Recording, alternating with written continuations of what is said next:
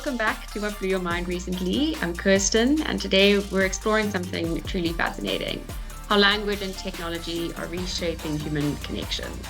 We're talking more than just words here, though. It's about how we truly understand each other across different cultures, accents, and backgrounds. And with smart glasses, real-time translation, and AI that can respond instantly becoming a huge part of our daily reality, I keep coming back to the question, are these tools actually helping us build deeper human connections? Or are we just getting caught up in the efficiency economy, having faster conversations instead of more meaningful ones? What do you think, Su-Ann? Yeah, I must say, if you've ever traveled to a tiny town in Brazil where no one, not even your taxi driver, not the hotel receptionist, or anyone can speak English, or found yourself completely lost in Thailand with only hand gestures to guide you, you'll know that language can be the biggest barrier or the biggest adventure. Now, imagine a future where those moments could be transformed or maybe even erased, thanks to tools like Google's Live Speech Translator or Meta's smart glasses that give you real-time translation. Today, we're speaking to someone who's been thinking deeply about all of this, our colleague Lesedi. And what blew his mind recently is how these technologies might change everything: travel, education, accessibility, or even how we experience being human. Lesedi, please tell us what blew your mind recently. Yeah, well, greetings everyone. I hope you're well. I'm very grateful to be here today to talk about something that has blown my mind, which is Google had recently launched something pretty huge, in my opinion. In May 2025, they rolled out live AI speech translation in Google Meets.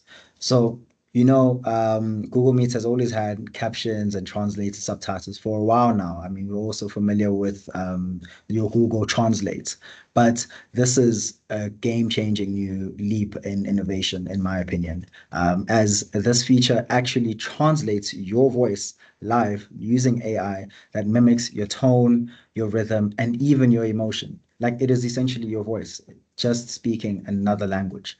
At launch, they're only launching with English to Spanish translations, but they have confirmed more languages such as your Italian, your German, and Portuguese are coming soon, and it is available to users on the selected Google Workspace and Google One AI plans.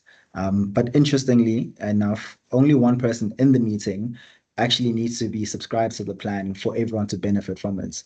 But now this is where I believe things get very interesting. I'm not sure about you guys, but I grew up in an environment where I was told, learn Mandarin. It is now the language of the future. And we were also told, oh, learn to code because coding is the future. But we are now suddenly in a world where AI has upended all of that. And now the question becomes, do we actually still need to learn languages when AI can just translate them instantly? Do we still need to learn code when AI can just generate it on demand? But of course, your linguistics expert will tell you that language is more than just words. It is culture, it is nuance, it is identity. And sure, AI can sound like us. Google has also confirmed that it can also read your emotions and translate accordingly, like you would in terms of your tonality. But can it really capture things such as your sarcasm, your humor, that emotional undercurrents that makes human connection what it actually is at the core? But at the same time, there's a significant accessibility potential here, especially for people who've been excluded from global conversations for an extended period of time. Your non-native speakers, your people who are hard of hearing, immigrants, and remote working teams working across all borders. This is, I believe, a significant, real breakthrough. But also, let us not overlook the limitations. Right now, it is just English and Spanish. But what about the rest of us? South Africa has 11 official languages. Will this ever reflect that kind of diversity, or are we just reinforcing the dominance of a few global or a few AI prioritized languages rather? And all of this ties directly into the future of work and what that actually looks like. Because as you've seen since COVID, work is no longer tied to a location. It is virtual, it is hybrid, it is global.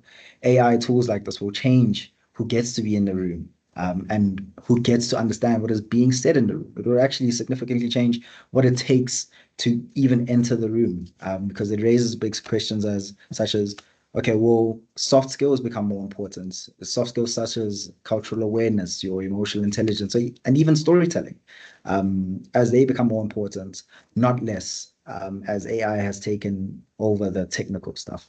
Will language barriers still be a reason why people are excluded from opportunities? And now we are now heading into a world where fluency may not actually mean what it used to mean, where being multilingual could mean just being able to collaborate across borders using tools and not your tongues. I believe there's so much to be excited about, and even more to even reflect on as AI starts to quote unquote speak for us. We have to ask, the primary question is, what are we gaining and what are we quietly giving up in return? So I think that summarizes where I find myself today, with my mind blown with regards to what the future looks like. And Kirsten and Su-Ann, I'll hand it back over to you. Lesedi, thank you. That really makes you stop to think about the true power of language. This technology goes way beyond just making things easier for us, actually. We're talking about fundamentally redefining what human conversation and connection looks like. Mm-hmm. Right? In a time where so many of us are striving to live more deliberately, staying informed, living longer, traveling more, connecting more meaningfully, tools like this can truly change the way we move through the world, but only if we use them with care and with everyone in mind.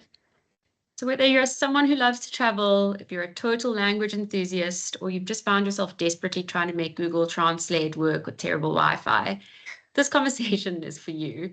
We'd love to hear from you. Did this blow your mind too? Drop us a comment and let us know what you think. Until next time, keep that curiosity alive, stay open to new ideas, and remember to keep things authentically human.